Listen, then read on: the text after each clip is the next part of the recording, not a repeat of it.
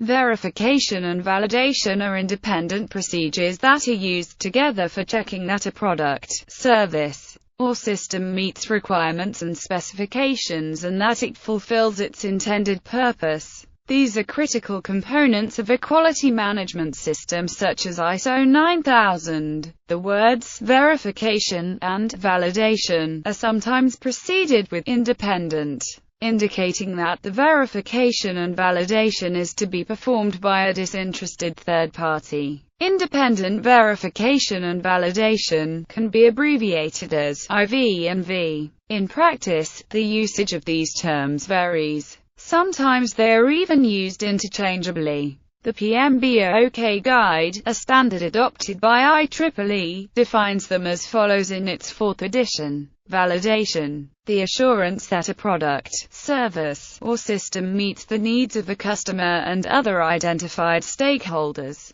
It often involves acceptance and suitability with external customers. Contrast with verification. Verification: the evaluation of whether or not a product, service, or system complies with a regulation, requirement, specification, or imposed condition. It is often an internal process. Contrast with validation. Overview: verification is intended to check that a product, service, or system meets a set of design specifications. In the development phase, verification procedures involve performing special tests to model or simulate a portion, or the entirety, of a product, service or system, then performing a review or analysis of the modeling results. In the post-development phase, verification procedures involve regularly repeating tests devised specifically to ensure that the product, service, or system continues to meet the initial design requirements, specifications, and regulations as time progresses.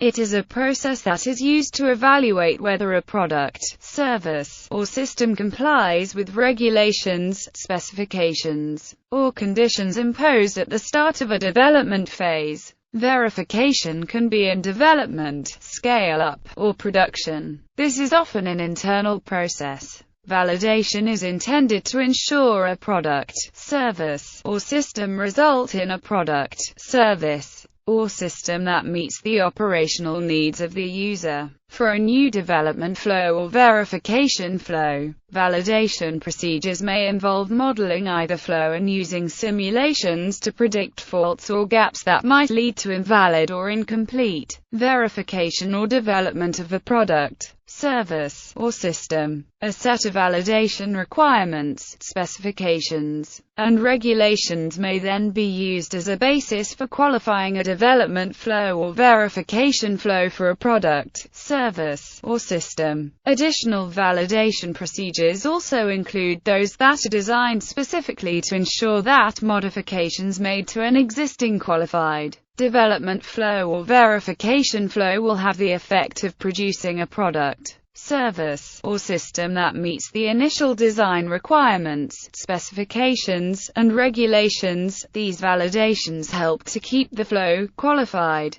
It is a process of establishing evidence that provides a high degree of assurance that a product, service, or system accomplishes its intended requirements. This often involves acceptance of fitness for purpose with end users and other product stakeholders. This is often an external process. It is sometimes said that validation can be expressed by the query, "Are you building the right thing?" and verification by, "Are you building it right?" Building the right thing refers back to the user's needs, while building it right checks that the specifications are correctly implemented by the system. In some contexts, it is required to have written requirements for both as well as formal procedures or protocols for determining compliance. It is entirely possible that a product passes when verified but fails when validated. This can happen when, say, a product is built as per the specifications but the specifications themselves fail to address the user's needs. Activities. Verification of machinery and equipment usually consists of design qualification, installation qualification, operational qualification, and performance qualification. DQ may be performed by a vendor or by the user. by confirming through review and testing that the equipment meets the written acquisition specification. If the relevant document or manuals of machinery, equipment are provided by vendors, the later 3Q needs to be thoroughly performed by the users who work in an industrial regulatory environment. Otherwise, the process of IQ, OQ and PQ is the task of validation. The typical example of such a case could be the loss or absence of vendors' documentation for legacy equipment or do-it-yourself assemblies, and therefore, users should endeavor to acquire DQ document beforehand. Each template of DQ, IQ, OQ and PQ usually can be found on the internet respectively, whereas the DIY qualifications of machinery, equipment can be assisted either by the vendor's training course materials and tutorials, or by the published guidance books, such as step-by-step series if the acquisition of machinery, equipment is not bundled with on-site qualification services. This kind of the DIY approach is also applicable to the qualifications of software, computer operating systems and a manufacturing process. The most important and critical task as the last step of the activity is to generating and archiving machinery, equipment qualification reports for auditing purposes. If regulatory compliance is a mandatory qualification of machinery, equipment is venue-dependent, in particular items that are shock-sensitive and require balancing or calibration, and requalification needs to be conducted once the objects are relocated. The full scales of some equipment qualifications are even time-dependent as consumables are used up or springs stretch out, requiring recalibration, and hence recertification is necessary when a specified due time lapse. Requalification of machinery, equipment should also be conducted when replacement of parts, or coupling with another device,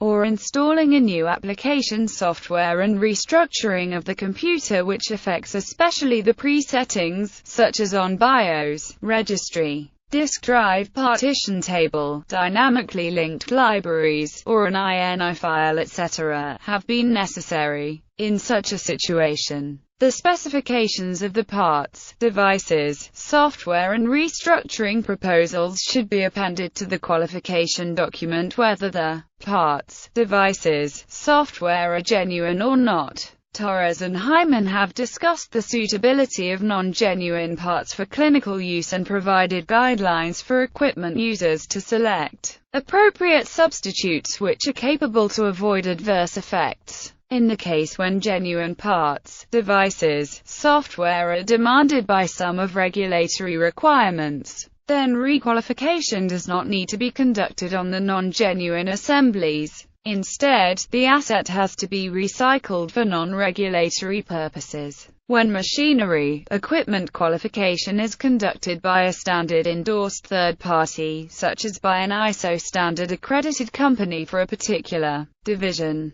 the process is called certification. Currently, the coverage of ISO, IEC 15408 certification by an ISO, IEC 27001 accredited organization is limited. The scheme requires a fair amount of efforts to get popularized. Categories of validation. Validation work can generally be categorized by the following functions. Prospective validation, the missions conducted before new items are released to make sure the characteristics of the interests which are functioning properly and which meet safety standards. Some examples could be legislative rules, guidelines or proposals, methods, theories, hypotheses, models, products and services. Retrospective validation, a process for items that are already in use and distribution or production. The validation is performed against the written specifications or predetermined expectations.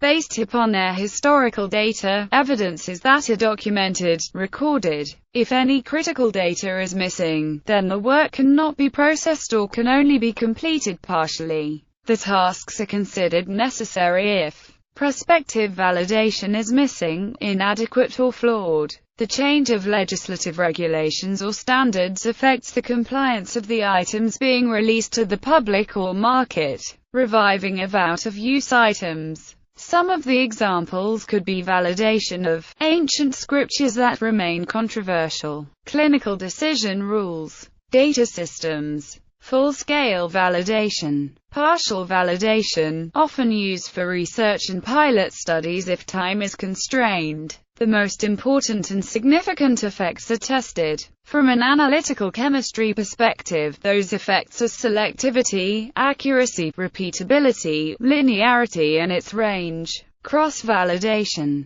revalidation, locational or periodical validation, carried out, for the item of interest that is dismissed, repaired, integrated, coupled, relocated, or after a specified time lapse. Examples of this category could be relicensing, renewing driver's license, recertifying an analytical balance that has been expired or relocated, and even revalidating professionals. Revalidation may also be conducted where a change occurs during the courses of activities, such as scientific researches or phases of clinical trial transitions. Examples of these changes could be sample matrices, production scales, population profiles and sizes out of specification, investigations due to the contamination of testing reagents, glasswares, the aging of equipment, devices, or the depreciation of associated assets, etc. In GLP-accredited laboratories, verification, revalidation will even be conducted very often against the monographs of the PHEUR,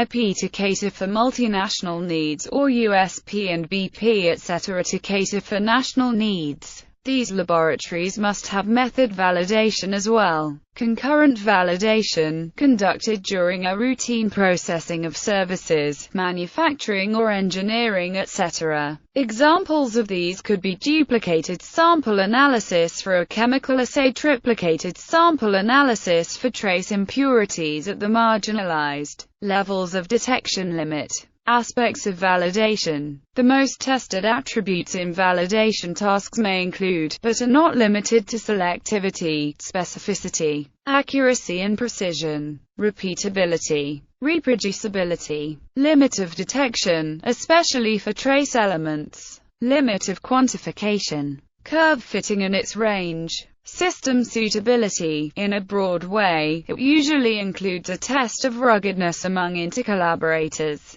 or a test of robustness within an organization. However, the U.S. Food and Drug Administration has specifically defined it for its administration, as system suitability testing is an integral part of many analytical procedures. The tests are based on the concept that the equipment, electronics, analytical operations and samples to be analyzed constitute an integral system that can be evaluated as such. System suitability test parameters to be established for a particular procedure depend on the type of procedure being validated. In some cases of analytical chemistry, a system suitability test could be rather a method-specific than universal. Such examples are chromatographic analysis, which is usually media-sensitive however to the date of this writing. This kind of approaches are limited to some of pharmaceutical compendial methods by which the detecting of impurities, or the quality of the test analyzed are critical. This is probably largely due to their intensive laboring demands and time consumption.